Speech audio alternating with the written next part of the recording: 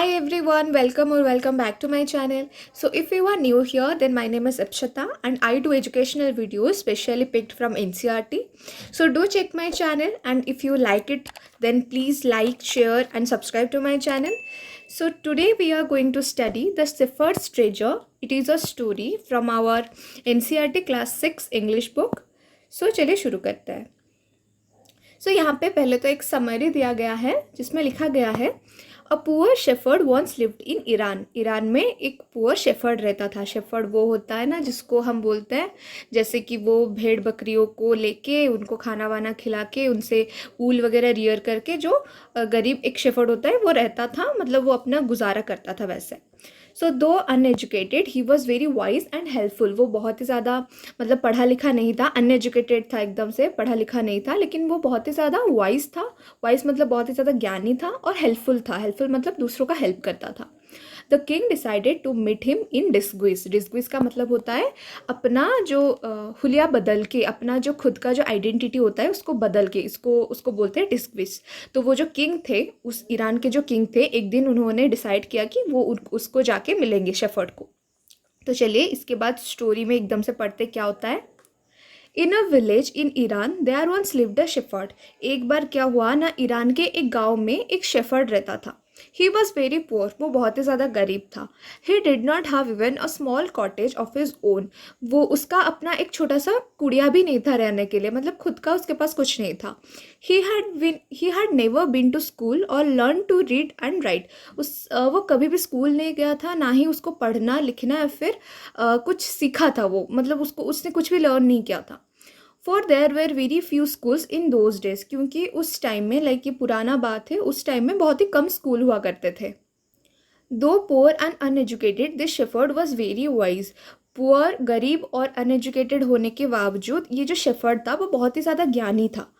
He understood people's sorrows and troubles. वो समझता था लोगों की दुख और परेशानियों को, वो अच्छे से समझता था. And help them face their problems with courage and common sense. और वो लोगों को बताता था कि कैसे, करेज का मतलब होता है ब्रेवली और छोटे मोटे कॉमन सेंस के साथ आप कैसे अपने प्रॉब्लम्स को आप फेस कर सकते हो. So many people came to him for advice. तो बहुत ही ज़्यादा वाइज था ना, इसलिए बहुत सारे लोग उसके पास एडवाइस लेने के लिए आते थे. Soon he became famous for his wisdom and friendly nature. तो उसके बाद उसके पास इतने सारे लोग आते थे और वो बहुत ही ज़्यादा फ्रेंडली नेचर का था, मतलब दोस्ताना भाव का था, और बहुत ही ज़्यादा ज्ञानी तो था ही. वो इस दोनों चीज़ के लिए वो बहुत ही ज़्यादा फेमस था. So the king of that country heard about him. सो उस देश के जो राजा थे, जो किंग थे, उन्होंने इस शेफर्ड के बारे में सुना. And thought of meeting him. और उन्होंने सोचा कि क्यों ना इस शेफर्ड से मिला जाए. So disguised as a shepherd and riding on a mule. Mule का मतलब होता है खच्चर. यहाँ पे देखो आपकी पिक्चर्स में भी दिए गए हैं पिक्चर में, तो खच्चर होता है मूल का मतलब. तो डिस्गुइस्ड मतलब क्या होता है ना, राजा क्या किए, किंग क्या किए, अपने जो आइडेंटिटी है उसको छुपा के वो शेफर्ड के पास आए एक खच्चर के ऊपर बैठकर. One day the king came to the cave where the wise shepherd lived. तो क्या हुआ ना, एक बार क्या हुआ, किंग जो आए खच्चर पे बैठ के इसके पास, मतलब शेफर्ड के पास आए, जो कि जहाँ पे वो रहता था. आज soon as the shepherd saw the traveler coming towards the cave. तो जैसे ही शेफर्ड ने देखा कि कोई ट्रैवलर आ रहा है जो कि किंग थे, उसने क्या किया, he rose to welcome him. वो भागा चला गया उनको वेलकम करने के लिए. He took the tired traveller inside the cave. फिर शेफर्ड ने उस ट्रैवलर को, जो कि किंग थे, उनको अपनी गुफा के अंदर लिया, मतलब वो जहाँ पे रहता था उसके अंदर लिया.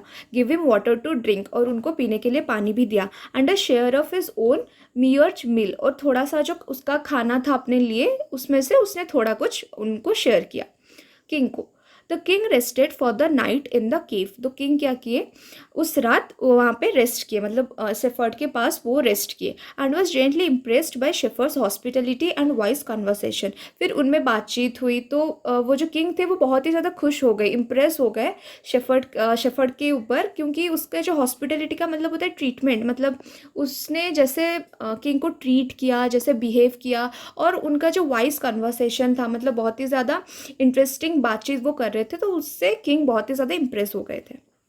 तो यहाँ पे हमारा आता है पार्ट 2 का समरी, जहाँ पे है the shepherd was able to make out that his visitor was none other than the king. तो यहाँ पे क्या होता है, पार्ट 2 में वो जो शेफर्ड होता है उसको पता चल जाता है कि जो विजिटर आया है जो कि किंग है वो और कोई नहीं है। The king made the vice shepherd governor of a small district. फिर क्या होता है ना, वो जो किंग होता है क्या करते हैं ना, वो शेफर्ड को एक छोटे से डिस्ट्रिक्ट के एक छोटा सा जिले का गवर्नर बना देते हैं। While governors become jealous of the new governor and called him dishonest। फिर क्या होता है, अदर जो गवर्नर्स होते हैं, अदर प्रोविजंस के जो गवर्नर्स होते हैं, वो लोग क्या करते हैं ना, इसको डिसऑनेस्ट बोलते हैं, मतलब ये अच्छे नहीं हैं ऐसे बोलते हैं। आगे चलते हैं। Though still tired the king decided to depart the next morning. क्योंकि किंग बहुत ही थक गए थे तो फिर भी उन्होंने डिसाइड किया कि वो नेक्स्ट मॉर्निंग चले जाएंगे वहाँ से। डिपार्ट का मतलब होता है कि वहाँ से निकलना, अब जहाँ पे पहुँचे हों वहाँ से वापस आना। He said, "Many thanks for your kindness to a poor traveler. I have a long way to go. Permit me to leave." फिर किंग कहते हैं शेफर्ड को कि आपका बहुत ही शुक्रिया, बहुत ही थैंक यू आपको, क्योंकि आपने मेरे को एक पुअर ट्रैवलर को अपने पास रखा और मुझे बहुत ही दूर अभी जाना है, तो मुझे प्लीज़ परमिशन दीजिए कि मैं जा सकूँ, मुझे प्लीज़ परमिट कीजिए। परमिट का मतलब होता है मुझे अभी जाने का इजाज़त दीजिए। Looking straight into the eyes of his guest, the shepherd replied, "Thank you, Your Majesty, for paying me the compliment of a visit." Shepherd जो होता है अपने गेस्ट के आंखों में आंखें डाल के बोलता है कि आपका भी धन्यवाद योर मैजेस्टी। योर मैजेस्टी हम बोलते हैं इन जनरल किंग को बोलते हैं। इसका मतलब ये है कि शेफर्ड को पता चल गया था कि वो ट्रैवलर किंग है। For paying me the compliment of a visit, मेरे घर पे आने के लिए और मुझे कॉम्प्लीमेंट देने के लिए आपका बहुत ही ज़्यादा थैंक यू। फिर उसने बोला the king was astonished as well as pleased. तो वो जो किंग थे वो बहुत ही ज़्यादा चौकंदा रह गए थे कि इसको कैसे पता चला कि मैं किंग हूँ, और ऊपर से वो बहुत खुश भी हो रहे थे क्योंकि उसको पता चल गया था कि बहुत ही ज़्यादा वाइज है, मतलब ये बहुत ही ज़्यादा क्लेवर है जो शेफर्ड है। He is indeed very wise, he thought to himself. I need people like him to work for me. फिर राजा ने सोचा कि ये तो बहुत ही ज़्यादा क्लेवर है, बहुत ही ज़्यादा वाइज है, मुझे इसी तरीके का लोग चाहिए जो मेरे लिए काम कर सके। And the king appointed his humble shepherd the governor of a small district. फिर राजा खुश होकर क्या किए ना, वो शेफर्ड को अपॉइंट कर लिए एक स्मॉल डिस्ट्रिक्ट के गवर्नर की तरह। Although he rose to power and dignity, the shepherd remained as humble as ever। क्योंकि अभी शेफर्ड के पास बहुत ही ज़्यादा पावर था, बहुत ही ज़्यादा रिस्पेक्ट था, लोग उसको रिस्पेक्ट दे रहे थे। फिर वो पहले के जैसा ही हम्बल था, जैसे लोगों के साथ मिलता था घुलता था, अभी भी वो वैसा ही था। So people loved and honoured him for his wisdom, sympathy and goodness. तो लोग उससे पसंद करने लगे क्योंकि वो बहुत ही ज़्यादा, विजडम का मतलब होता है वो इंटेलिजेंट था, सिंपैथी उसके अंदर था, अच्छी अच्छी बातें उसके अंदर थी, तो वो लोग उसको बहुत ज़्यादा पसंद करने लगे। He was kind and just to one and all. वो सबके लिए बहुत ही ज़्यादा काइंड था, कभी भी उसने इनइक्वालिटी वगैरह कुछ नहीं किया। His fame as a fair and wise governor soon spread throughout the country. तो उसका जो फेम था, मतलब उसका जो नाम था, क्योंकि तो उसका जो फेम था और उसका जो नाम था, मतलब वो बहुत ही ज़्यादा गुडनेस है, बहुत ही ज़्यादा विजडम, वाइज मैन है, वो बहुत ही ज़्यादा काइंड है, ये सारी बातें चारों तरफ फैल चुकी थी, सारी कंट्री में ये बातें फैल चुकी थी। Now the governor of the other provinces grew terribly jealous of him. अभी क्या हुआ, जो अलग अलग जगह के जो गवर्नर्स थे वो अभी शेफर्ड से जलने लगे थे। तो फिर उन्होंने क्या किया ना, किंग के पास गए और उसके खिलाफ बातचीत करने लगे। They said he is very dishonest. Dishonest का मतलब होता है वो इंसान जो ऑनेस्ट ना हो। And keeps for himself part of the money that he collects as tax from people. और वो लोग ये भी बोले कि वो बहुत ही ज़्यादा डिसऑनेस्ट है और वो क्या करता है ना, जो टैक्स के रूप से जो लोगों से कलेक्ट करता है उसमें से थोड़ा बहुत पैसा रख लेता है। फिर उन्होंने ये बोला कि why did he always carry with him they added an iron chest. तो फिर उन्होंने ये बोला कि अगर ऐसा नहीं है तो वो अपने साथ हमेशा एक झूला, आयरन चेस्ट का मतलब होता है एक झूले का जैसा बड़ा, एक थोड़ा सा बड़ा झूले के जैसा, वो अपने साथ हमेशा क्यों कैरी करता है। So perhaps he carried in it the treasure that he had secretly collected. तो हो सकता है वो उसमें यही रखता हो, यही सारे पैसे या फिर यही सारे ट्रेजर्स वो रखता हो जो उसने सीक्रेटली कलेक्ट किया है। So after all they said mockingly. Mockingly मतलब होता है मजाक उड़ाते हैं ना जैसे। सो मजाक में ऐसे मजाक उड़ाने के तरीके से वो लोग ऐसे बोलने लगे कि he was an ordinary shepherd. कुछ भी हो वो तो एक ऑर्डिनरी शेफर्ड ही है, तो उससे ज़्यादा हम क्या एक्सपेक्ट कर सकते हैं, ऐसे उसने बोला, उन लोगों ने बोला। फिर क्या होता है, the new governor was called to the palace. फिर क्या होता है, राजा क्या करते हैं ना, गवर्नर को अपने पैलेस में बुलाते हैं। He was order to explain why he always carried an iron chest. फिर उसको पूछा जाता है कि वो हमेशा क्यों अपने आयरन चेस्ट को, अपने जो झूला है उसको क्यों हमेशा कैरी करके घूमता रहता है। The chest content no gold और सिल्वर। फिर क्या होता है ना, उस चेस्ट में से कुछ गोल्ड और सिल्वर नहीं निकलता। क्या निकलता है वो हम अभी देखेंगे।